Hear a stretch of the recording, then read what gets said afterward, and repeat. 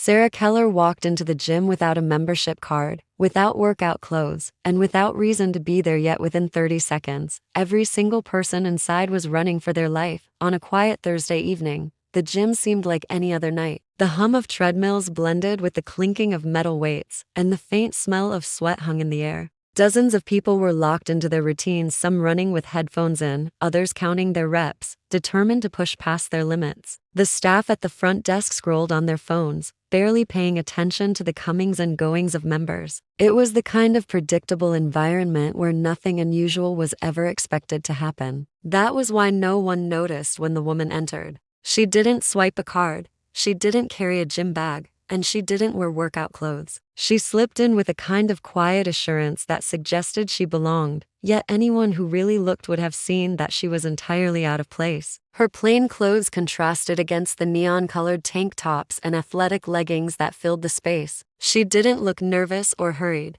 In fact, her calmness almost made her invisible. She kept her head slightly lowered, moving with deliberate steps, but her eyes were sharp, darting from machine to machine, studying the layout of the building as if she had memorized it in advance. Those who did glance at her felt something was off but couldn't place it. Most quickly returned to their workouts, brushing away the unease. After all, it was a gym, a safe space where the only struggle came from self-imposed physical challenge. She paused at the edge of the free weights section, her stillness almost eerie against the backdrop of grunts, clanks, and the rhythmic pounding of shoes against treadmills. Her presence didn't set off alarms or draw attention, yet the atmosphere seemed to shift ever so slightly, as if the air around her carried tension no one could quite name. For the handful of people who noticed her, the impression lingered only for a moment before being lost in the monotony of their routines. Still, there was something unsettling in the way she seemed to move with purpose, like someone who wasn't there to exercise at all but rather to carry out a task.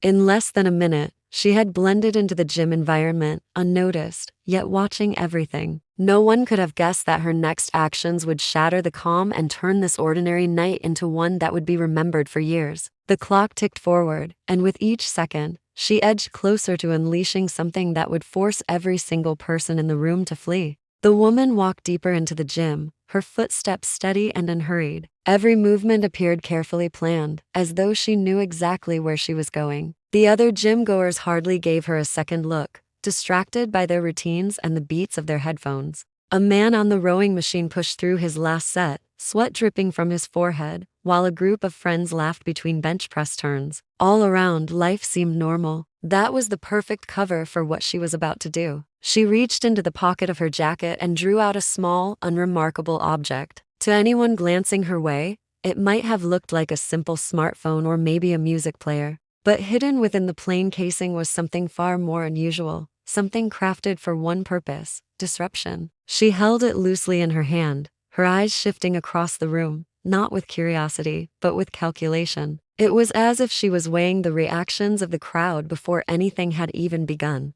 Without hesitation, she bent down near the weight racks and placed the device carefully on the polished wooden floor. No one paid attention. A man grunting through a heavy lift didn't even notice her crouch beside him. The device blended in seamlessly, so small and unassuming it looked like someone had dropped it by accident. Yet the moment it touched the ground, a faint vibration began to pulse through it, accompanied by a low hum that was barely audible. At first, the change in the atmosphere was subtle. The lights overhead flickered just once, almost playfully, as if the building was suffering from a minor electrical hiccup. People glanced upward but quickly shrugged it off. Then the hum grew louder, slipping into the background noise like an unwanted undertone that nobody could ignore. The treadmills shuddered and slowed down, screens flashing with sudden error codes. The elliptical machines froze mid-cycle, trapping their users in awkward half-steps. Confusion spread as members began pulling out earbuds, looking around to see what was happening. The real shift came with the smell.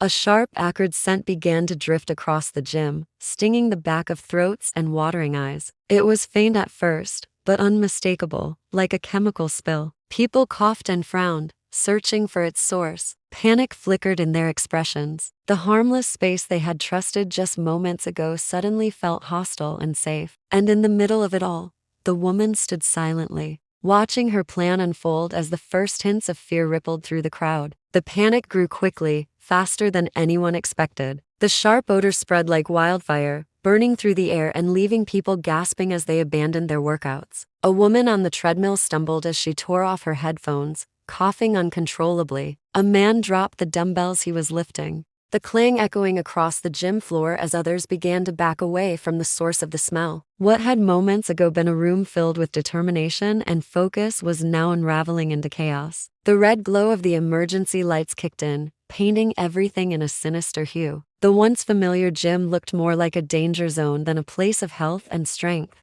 The device remained in place, humming faintly, its effect growing stronger with every passing second. The sound was not just a noise but a frequency that worked its way into people's nerves. It unsettled them, making their skin crawl and their balance falter. Paired with the odor that stung eyes and throats, it created the perfect storm of discomfort and dread. People didn't stop to analyze what was happening. Their instincts took over, and instincts said one thing: get out. As bodies rushed toward the exits, the calm of order dissolved into pure survival. Friends shoved past each other, strangers collided in their hurry to escape. Someone knocked over a row of medicine balls, sending them rolling across the floor, adding to the confusion. A man tripped and fell but was quickly pulled to his feet by another fleeing member, both of them desperate to reach the door. The sound of alarms only amplified the fear, blaring loudly, their shrill tones driving the urgency deeper into the crowd. Through all of it, the woman never moved. She stood like an observer, her face unreadable as she watched the stampede unfold. Her creation was working exactly as intended. She didn't need to shout or wave her hands or threaten anyone. The device did everything for her, silently dismantling the sense of safety people once held in this place. In less than half a minute, the gym was nearly empty, the crowd spilling into the parking lot, coughing, panicked, and disoriented. Inside, the silence was sudden and unsettling. Machines stood still, weights lay scattered, and the faint hum of the device continued like the heartbeat of something unnatural. The woman gave one last look at the devastation she had caused before quietly slipping out, leaving behind nothing but confusion, fear, and unanswered questions. When the police arrived, they were met with a scene of pure disorder. Dozens of shaken gym members stood outside in the parking lot, coughing and gasping, pointing frantically toward the building as if it were on fire. Yet no smoke trailed into the sky, and no flames flickered inside the windows. Officers entered cautiously, weapons drawn, expecting to confront a dangerous attacker. Instead, they found silence. The treadmills were frozen mid-cycle, weights were scattered across the floor, and the only thing out of place was the small device humming faintly near the racks. Its glow was subtle but constant, like a warning light no one wanted to touch. A hazmat unit was called in within minutes, their protective suits, sealing them off from any potential toxins. Carefully, they examined the device, scanning it for explosives, gas, or chemical agents. What they found was even stranger than they expected. There were no signs of a bomb, no traces of poison, and no immediate danger. Instead, the object was revealed to be a modified piece of technology, stripped down and rebuilt with precision. Inside was a custom sound emitter paired with a dispersal unit carrying a harmless but intensely bitter compound. On its own, neither was threatening, but together they created the illusion of a toxic leak combined with a physical discomfort that triggered panic in anyone nearby. The discovery left investigators baffled. Why would someone design such a thing if not to harm? The device had clearly been engineered with skill, requiring knowledge in both electronics and chemistry. It wasn't the kind of tool a random person could put together without extensive training. Someone had not only designed it but tested it enough to know it would work in a crowded space. That level of preparation suggested intent, but the motive remained unclear. Surveillance footage offered the first real clue. Cameras captured the woman walking in without hesitation, bypassing the front desk as if she knew no one would stop her. She moved with certainty, her face partially obscured by a hood, yet her expression revealed no hint of fear or haste. She placed the device, watched as chaos erupted, and then slipped out while everyone else fled. She stole nothing, injured no one, and left without leaving any trace of who she was. For the officers reviewing the footage, it was as if they weren't watching a criminal act but a carefully staged experiment. The question no one could answer was simple. What was she trying to prove? The story might have ended with the gym incident, but the strange events only multiplied in the weeks that followed. At first, investigators believed it was an isolated case, an unusual act of disruption with no clear purpose. But soon, reports began pouring in from across the city. A library, packed with late-night students preparing for exams, was suddenly evacuated in a frenzy after a similar humming sound and chemical scent filled the air. Days later, a shopping mall emptied within minutes, shoppers abandoning carts and running outside in sheer panic. Then, even a crowded subway platform descended into chaos when the same pattern repeated itself, a device left behind, the unmistakable mix of sound and odor, and the sudden flight of hundreds of people. Each time, surveillance footage captured the same mysterious figure. She never stayed long, never spoke, and never took credit. Her presence was brief but undeniable. Always calm, always precise, she blended into the background until the moment came to unleash her creation. By the time people realized what was happening, she was gone,